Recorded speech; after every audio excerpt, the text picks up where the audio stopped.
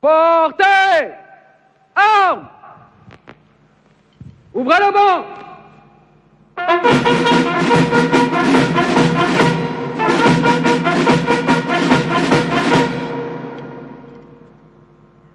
Excellences, Messieurs les Présidents, Mohamed Ould Cheikh El Ghazouani de la République islamique de Mauritanie, président en exercice de l'Union africaine, Azali Ansoumani de l'Union des Comores, Adama Barrow de la République de Gambie, Oumarou Sissoko Embalo de la République de Guinée-Bissau, Brice Clotaire Oligui Nguema de la République gabonaise.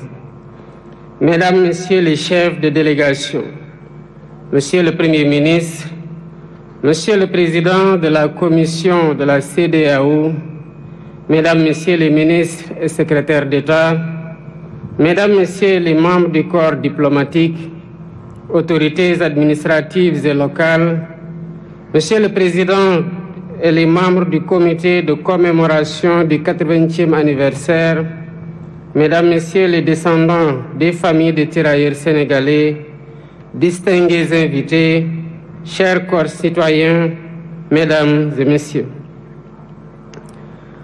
Avant tout propos, je voudrais vous remercier chaleureusement, mes chers frères présidents Ghazouani, Azali, Barrow, Embalo et Nguema, d'avoir bien voulu rehausser de votre présence cette première édition de commémoration de l'histoire tragique qui s'est déroulée ici à Thiaroye il y a 80 ans maintenant, malgré vos agendas chargés.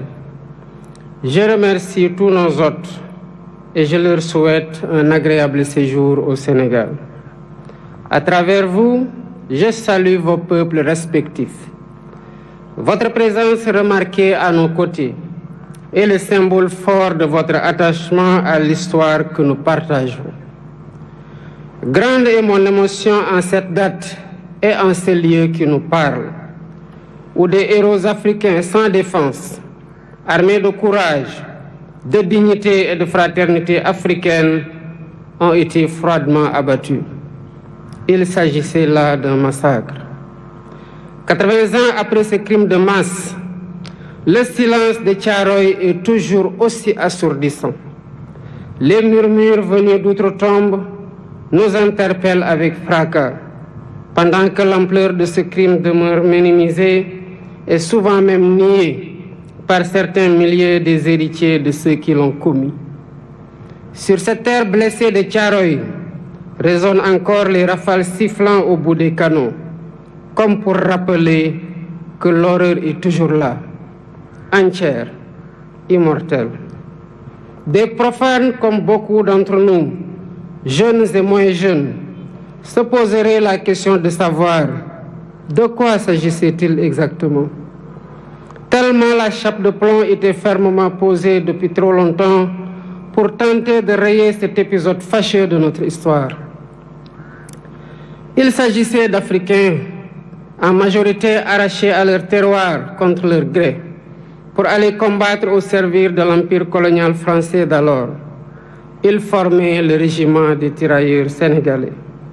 Ils venaient presque de tous les territoires coloniaux d'Afrique occidentale, équatoriale et de l'Est, devenus au moment des indépendances 17 pays. Ils étaient du Bénin, ils étaient du Burkina Faso, du Cameroun, des Comores, du Congo, de la Côte d'Ivoire, de Djibouti, du Gabon, de la Guinée, de Madagascar, de la République centrafricaine, du Sénégal, du Tchad et du Togo. Longtemps ignorés et banalisés, ces tirailleurs ont pourtant bravé les épreuves pour aller combattre très loin de chez eux.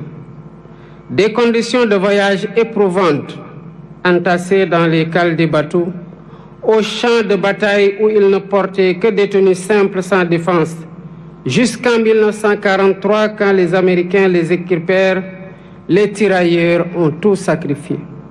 Ils ont donné de leur jeunesse, ils ont donné de leur sang, ils ont donné de leur chair pour la liberté et pour la paix dans le monde. Excellences, Mesdames et Messieurs, Malgré les pertes énormes sous les balles nazies, les faits d'armes du régiment des tirailleurs sénégalais sont incontestables et ont grandement contribué à la victoire des Alliés. Qu'il s'agisse entre autres de la libération de la Tunisie, du débarquement à l'île d'Elbe, de la libération de Toulon et de celle de Paris, ils ont tenu leur rang en combattant de manière acharnée, parfois jusqu'au sacrifice suprême pour conquérir une localité ou tenir une position. Ils méritent tous les honneurs, ils méritent notre respect, ils méritent notre admiration. Mais la suite de l'histoire est à l'inverse de ces immenses sacrifices consentis. À la place d'éloges et de reconnaissance, l'ordre fut donné de neutraliser ceux qui avaient enduré la ségrégation dans les prisons allemandes et la rigueur de la captivité. L'irréparable se produisit le 1er décembre 1944, ici à Thiaroye, quand le général Dagnan ordonna de tirer sur des innocents désarmés, dont le seul tort a été de réclamer le paiement de leurs indemnités, primes et autres allocations. C'était là un acte prémédité, visant à réprimer des revendications légitimes, à dissuader d'autres et à perpétuer l'ordre colonial. Le crime fut commis et les faits sont incontestables. Voilà le sort qui a été réservé à certains qui ont contribué à écrire dans le sang et la sueur la glorieuse histoire de la libération. Aujourd'hui, par devoir de mémoire, de vérité et de justice, nous ne pouvons oublier l'horreur des exécutions sommaires ici au camp de Thiaroye. Il est impératif de rappeler l'histoire, toute l'histoire, sans trop de mémoire. C'est ce qui fonde l'essence universelle des valeurs de paix, de liberté et d'égale dignité attachées à la nature humaine. Excellences, Mesdames et Messieurs, toutes ces raisons ont renforcé notre conviction de commémorer l'anniversaire du massacre de Thiaroye pour, d'une part, rendre hommage aux victimes et graver leur mémoire dans notre conscience collective, et, d'autre part, jeter les bases de la restauration de la vérité historique en mettant fin à l'omerta sur cet épisode tragique, omerta voulu et entretenu par l'autorité coloniale.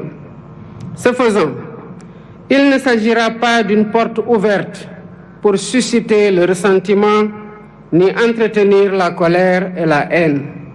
Non. Ce que nous faisons ici relève du devoir de mémoire contre l'oubli et pour la manifestation de la vérité des faits, pour nous acquitter d'une dette morale vis-à-vis des tirailleurs et de leurs familles. C'est pourquoi nous avons mis en place un comité international de chercheurs indépendants pour aider à la reconstitution exacte des faits et à une meilleure connaissance de cette séquence de notre histoire partagée avec la France. Pour faciliter les travaux de recherche, j'ai sollicité du président de la République française la mise à disposition de tout document d'archives pouvant contribuer à la manifestation de la vérité et leur collaboration le moment venu dans la localisation des sépultures et l'identification éventuelle des victimes. Je salue l'ouverture des autorités françaises actuelles qui ont accédé à notre requête pour la manifestation de la vérité. Ainsi, avant cette commémoration, des membres du Comité international de chercheurs se sont rendus en France et ont eu des séances de travail avec les autorités françaises et les responsables des sites où sont présumées gardées les archives manquantes. Les recherches se poursuivront après la commémoration. La France vient également de franchir un pas important dans la restauration de la vérité, grâce au président Emmanuel Macron, qui m'a adressé une lettre il y a 3 jours pour assumer que les événements de Thiaroye en 1944 ont abouti à un massacre. Je salue son courage moral. Par ce geste, la France accède à une vieille et légitime demande de reconnaissance. Il s'agit d'une avancée appréciable dans le processus de réhabilitation de l'honneur et de la dignité des tirailleurs victimes, à la suite de la déclaration du président François Hollande au cimetière de Thiaroye le 30 novembre 2014, quand il saluait, je cite, « la mémoire d'hommes qui portaient l'uniforme français et sur lesquels la France avait retourné les fusils ». Toutefois, il reste encore beaucoup de zones d'ombre de cette histoire, notamment le nombre de tirailleurs exécutés. Deux rapports contradictoires des autorités coloniales parlent de 35 et 70 morts, pendant que d'autres témoignages évoquent des centaines de morts et de nombreux blessés.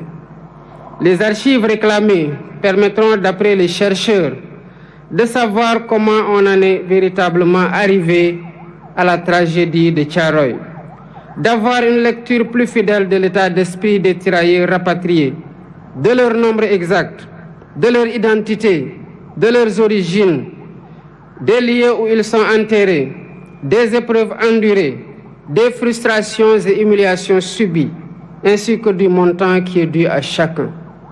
Ce travail est complexe. C'est pourquoi je lance un appel aux acteurs étatiques et non étatiques de tous les pays concernés, y compris la France, aux historiens et chercheurs de tous bords, afin de joindre nos efforts pour porter un regard lucide sur cet épisode sombre de notre histoire commune.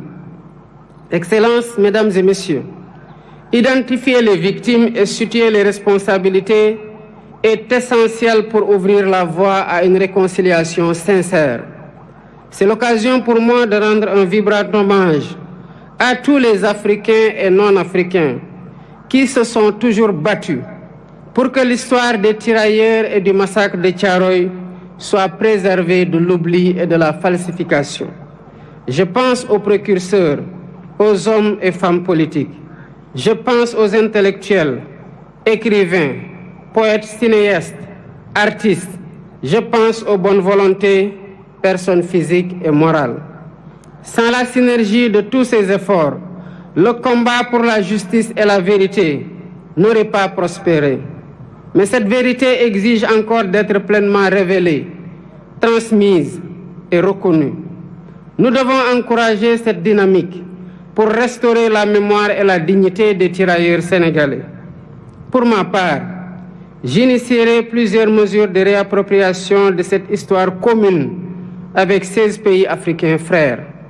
Premièrement, un mémorial en l'honneur des tirailleurs sera érigé à Thiaroye pour servir de lieu de recueillement et de mémoire ouvert à toutes les nations dont ils étaient originaires, ainsi qu'au public.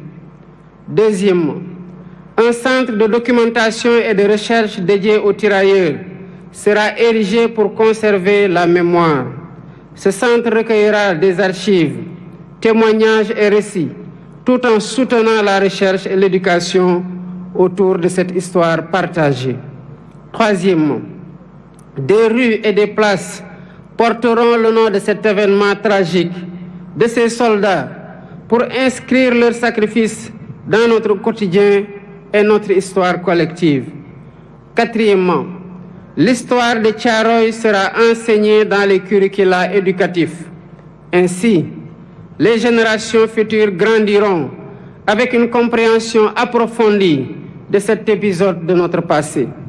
Cinquièmement, la journée du tirailleur est désormais fixée le 1er décembre de chaque année, jour de commémoration du massacre de Thiaroye. Excellences, Mesdames et Messieurs, l'histoire de la guerre et des répressions armées n'est jamais ordinaire. Elle est rarement racontée de façon intégrale. Ce fut le cas de la Seconde Guerre mondiale et surtout ses conséquences dans les colonies qui connurent des répressions innommables.